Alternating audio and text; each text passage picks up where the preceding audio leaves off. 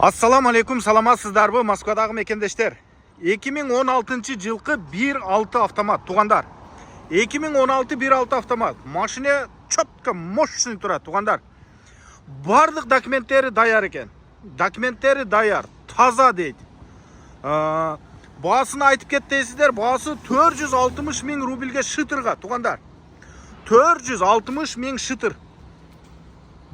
Мына тугандар, машина тика турат.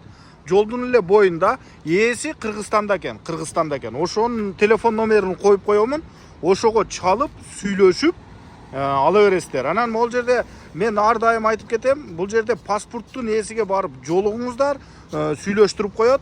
Анан алып айдай бересиздер. Бардык документтери бар экен. Мына бул жерде вин номерин калтырып коеюн.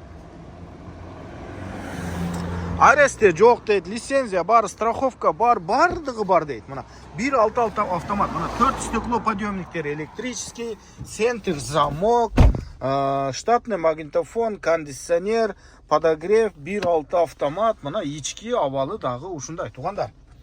Эми 460 миң рубль өтө жакшы.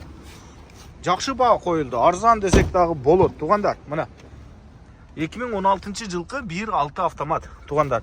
Бул машина ушул жерде бир айдан бери турат экен. Өзүнүн свети кара тугандар, мына кара. Кара светте летний дөңгөлөктөрү жумушка даяр мындан келдичи. Өзү Кыргызстанга барып, эми Москвага барбай эле коеюн, андан көрө сатып эле берейин деп ошондой деп чечиптир тугандар.